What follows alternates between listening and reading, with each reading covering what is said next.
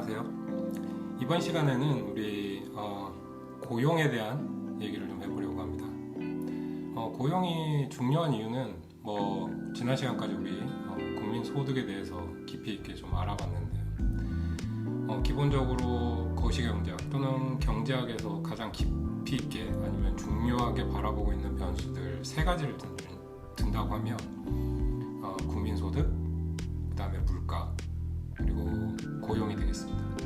왜 그러냐? 국민소득은 국가의 경제력을 나타내는 지표이기 때문에 국가 간의 비교 또는 해가 지날수록 시간이 흘러갈수록 국가의 경제력이 어떻게 변해왔는지를 나타내는 지표로서 아주 중요한 시사점을 보여주고 있고요. 그 다음에 물가와 고용지표는 왜 중요하냐? 한 가지 이유는 그렇습니다.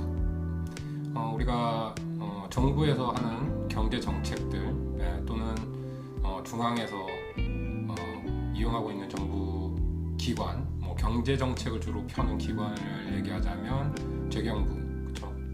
그 재정 정책을 결정하는 재경부가 하나 들 수 있겠고요. 거기에 또 독립단체, 독립된 경제 정책을 펴는 중앙은행을 들 수 있습니다. 중앙은행은 금융정책을 독립적으로 펼치고 있는데 중앙은행의 중요한 목표 또는 듀얼 맨데이트라고 합니다. 그러니까 두 가지 꼭 지켜야 될 어떤 가이드라인 같은 것들 경제학자들이 이제까지 연구해서 목표로 삼아야 될 두 가지 지표 이렇게 얘기하자면 물가 안정 그리고 고용 안정을 들 수 있겠습니다. 우리 GDP 디플레이터나 CPI를 이용해서 물가를 어떻게 측정하고 어떻게 바라볼 것인가, 그 다음에 물가가 변동하는 거야 왜 물가가 변동하느냐 이런 부분들은 좀 더 다음 시간에 알아볼 테지만 기본적으로 어떻게 구하는지에 대해서는 알아봤죠. 인플레이션 레이트에 대해서 어떻게 계산하는지도 알아봤고요. 거기에 맞춰가지고 이제 마지막 세 가지 변수 중에 중요한 세 가지 변수 중에 하나인 고용에 대해서 알아보려고 합니다. 고용은요, 우리 경제 기사에도 아주 자주 많이 등장하고 있습니다. 네, 그래서 고용을 나타내는 중요한 경제 지표로 고용률이 있을 수 있고 실업률이 있을 수 있습니다. 물론 실업률을 훨씬 더 많이 쓰고 있긴 한데요. 근데 경제 기사나 이제 경제적 지표를 바라볼 때 고용률도 같이 참고하는 경우가 좀 있습니다. 근데 이제 신문 기사를 일단 한번 살펴보고 거기에 대해서 어떤 내용이 있는지 어떤 시사점이 있는지 한번 보도록 할게요. 이거는 2010년 기사입니다. 2010년 8월 16일 기사인데 한번 읽어보죠. 고용노동부에 따르면 20에서 24세의 7월 고용률은 47.2%로 전년 동월보다 0.3%포인트 하락한 반면 실업률은 9.8%로 전년 동월에 견조 0.3포인트 상승했다. 그러니까 이 숫자가 중요한 게 아니라 그냥 흐름을 일단 보는데 그 중에 중요한 점이 있어서 이 기사를 제가 참고를 했습니다. 쭉 한번 다시 볼게요. 25에서 29세는 고용률과 실업률 모두 상승해 혼재된 양상을 나타냈다. 왜 혼재된 양상을 나타냈다고 하는지 한번 생각해 보시고요.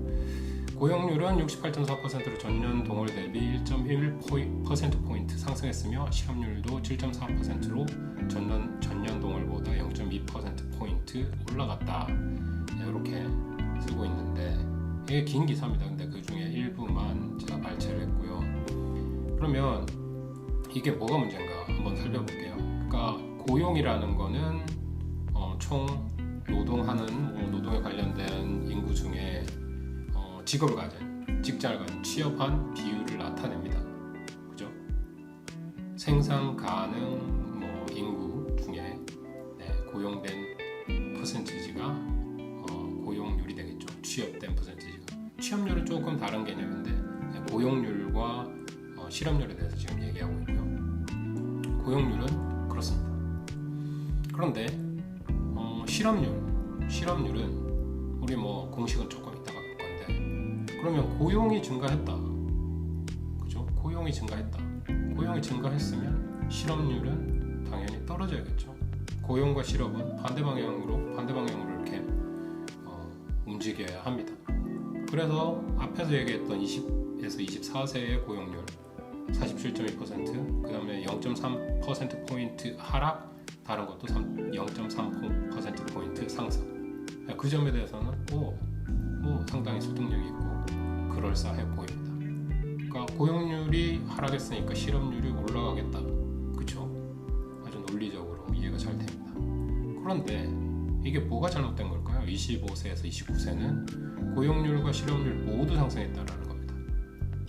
뭐 퍼센티지 사실은 중요하지 않고 이런 현상을 보이기도 한다라는 사실을 이해하는데 중요점이 있습니다. 간략하게 설명하자면 그 공식에 고용률과 실업률을 계산하는 공식에 분모가 다르기 때문인데요.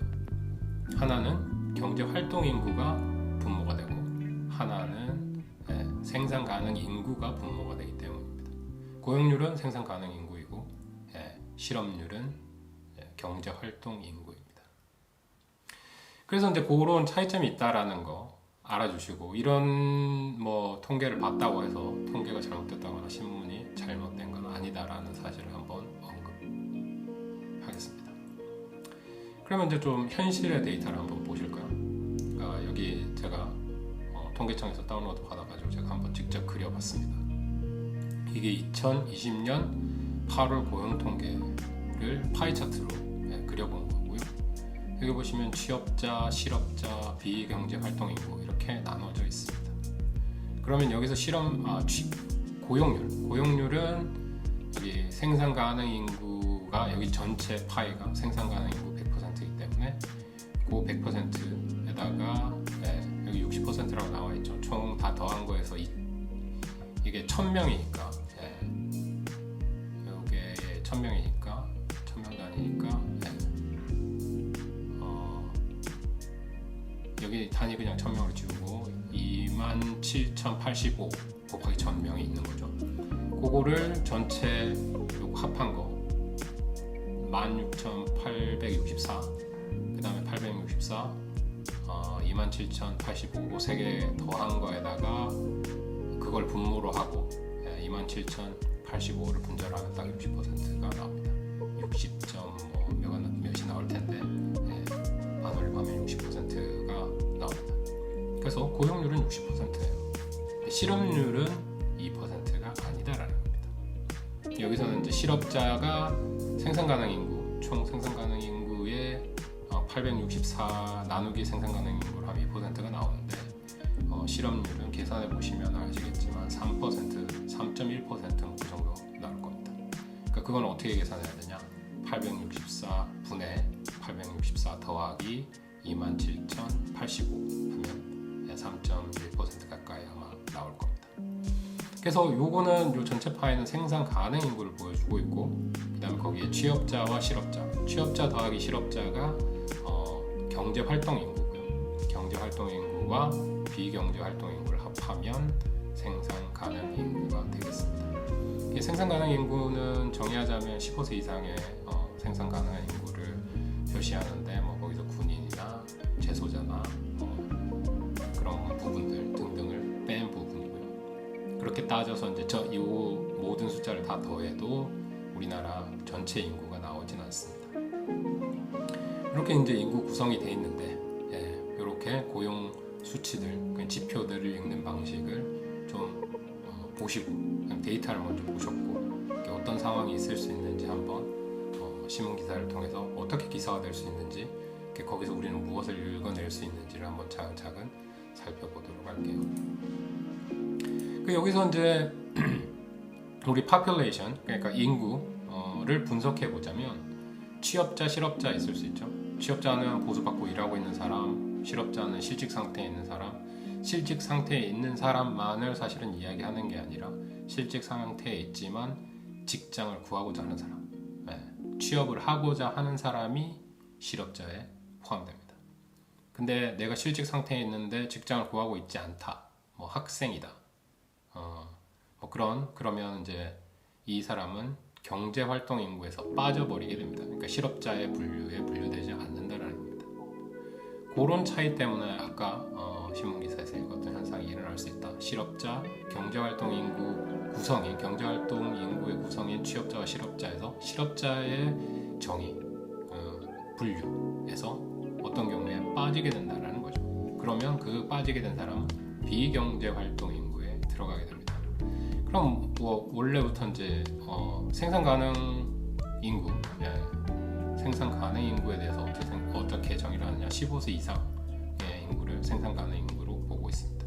그래서 우리 총 인구랑 아까 얘기했던 거 파이 차트에서 보던 거 숫자 다 더하면 괴리가 좀 있죠. 차이가 좀 있습니다. 그 차이 중에서도 이제 생산 가능 인구를 경제활동 인구와 비경제활동 인구로 나누고 경제활동 인구를 우리는 취업자와 실업자로 분류할 수 있다. 이 전체적인 맥락을 이해하시면 실업률 구하는 데는, 그 다음에 고용률 구하는 데는 어려움이 전혀 없을 겁니다. 그럼 실질적으로 숫자를 가지고 와서 조금 응용된 어떤 상황에서 우리가 문제가 나왔을 때 아니면 상황이 벌어졌을 때 우리 계산을 직접 해볼 수 있을 겁니다. 그래서 다시 한번 정의하자면 실업률은 경제활동 인구에서 실업자가 차지하는 비중을 의미하고요. 그럼 공식으로 나타내면 실업자 나누기 경제활동 인구 퍼센티지로 바꾸려면 100 곱해주면 되겠죠. 그렇게 실업률을 구합니다. 그럼 경제활동 인구 참가율, 영어로 얘기하면 Labor Force Participation Rate이라고 하죠.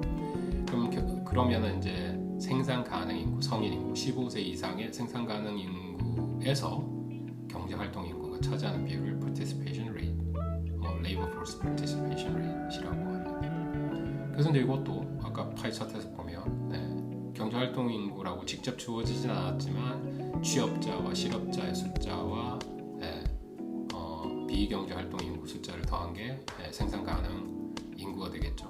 그게 분모로 들어가는 거고요. 경제활동 인구는 실업자와 취업자 수 더해서 분자에 넣으시면 됩니다. 그거 두 개의 비율 만들어서 100 곱해주면 퍼센티지가 나오겠죠.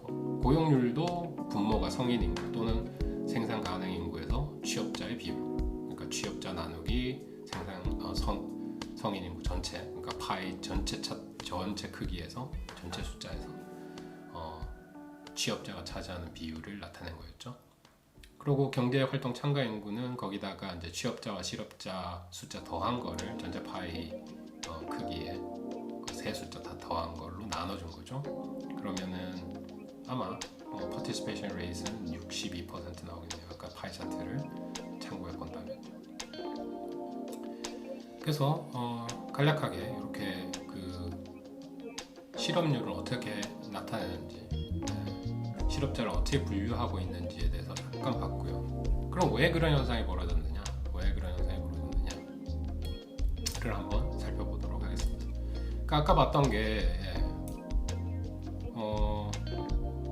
그 고용률이 상승했고 25세에서 29세 사이에 이제 어떤 정확한 그 나이별로 이렇게 분류를 해 놓습니다. 그게 또 어떤 정의를 어떤 이제 지표를 보기 위함이냐 하면 청년 실업률이 높다, 청년 실업률이 낮다 이런 얘기를 하는데 청년 실업률은 15세에서 29세까지의 인구가 차지하는 비율에서 실업률을 구한 겁니다. 그러니까 지금 청년 실업률을 중요하게 바라보고 있는 이유 중에 한 가지는 처음에 이제 그런 현상이 있죠. 처음에 직장을 잡아서 자기의 직장 생활 속에서 커리어를 쌓고 경험을 쌓고 그럼을 통해서 이제 장기적으로 자기 평생 소득의 어떤 중위 또는 이제 평생 소득의 크기 자체가 달라질 수 있습니다. 그러니까 월급이라는 게 처음에 입사하면 작다가 점점 직급이 올라가고 경험이 증가하면 올라가게 되겠죠. 그러니까 노동 생산력도 마찬가지로 똑같은 일을 하게 되면 증가하게 될 겁니다. 그런 노동 생산력이나 임금에 관한 부분은 또 다음 시간에 우리 좀 공부하겠지만 그런 부분들 고민해 보면 청년 실업 상당히 중요한 문제입니다. 왜냐하면 그러니까 자기가 어떤 목표를 가지고 이제 직장을 잡았을 때 어릴 때 직장을 잡지 못하고 계속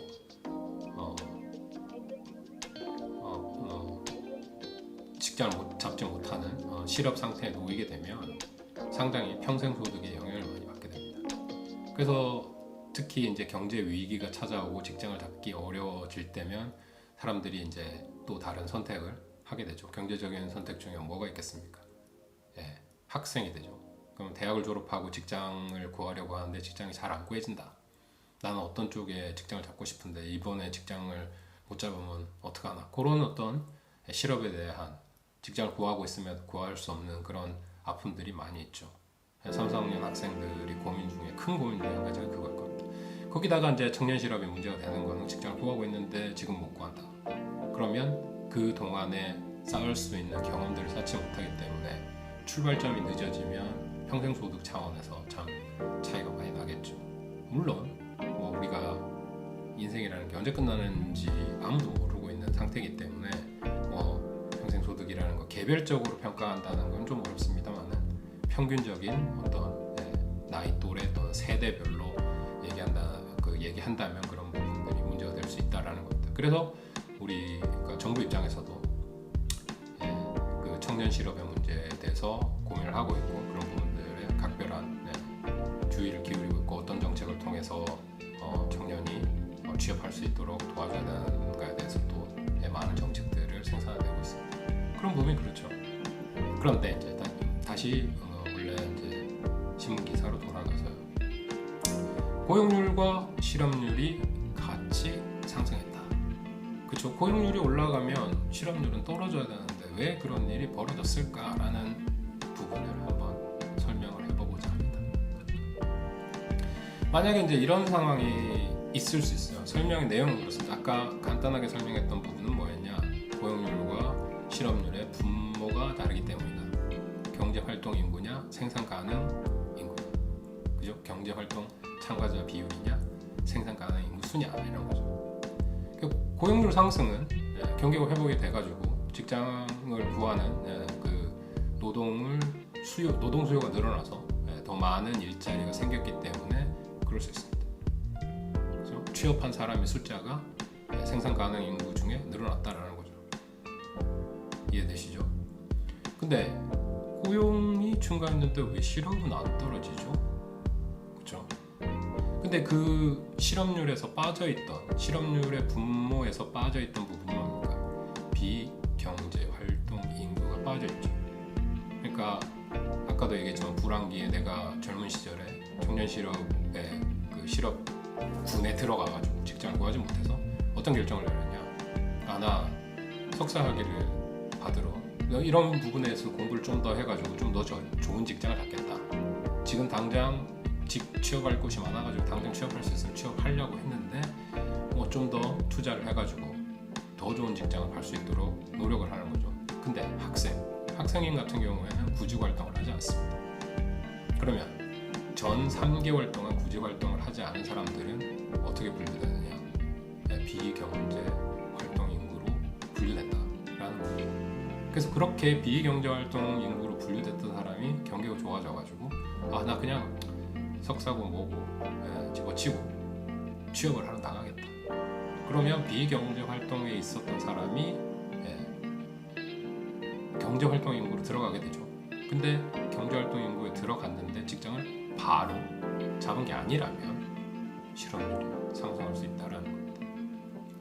물론 학생의 경우도 그렇지만 또 이제 다른 경우도 있을 수 있어요. 전 3개월 동안 직장을 구하는 노력이 있어야 실업자로 분류된다고 설명을 드렸죠. 그런데 어느 순간 난 직장을 구하다가 도저히 이런 불황에서 내가 직장을 얻을 수 없겠다. discouraged work라고 합니다.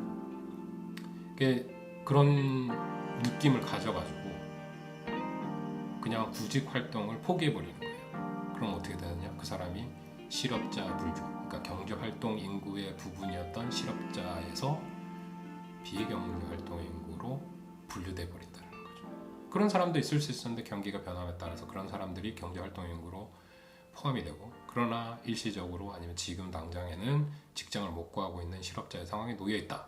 그러면 실업률도 올라가고 고용률도 올라가는 그런 현상이 벌어질 수 있다라고 보시면 되겠습니다. 그 정확한 숫자를 여기 신문에는 쓰지는 않아가지고 어느 어느 정도 어떤 부분이 어떻게 움직였는지에 대해서는 정확하게 알 수 없지만 그런 가능성 때문에 이런 현상이 일어났다. 고용률도 올라갔는데 실업률도 올라가는 현상이 일어났다. 그리고 고용률도 올라가고 실업률도 올라가는 건 이상한 현상이 아니다. 그렇게 발생할 수 있다. 왜? 이런 계산하는 분모의 문제 때문에 그렇다라고 이해를 하시면 되겠습니다. 그래서 오늘은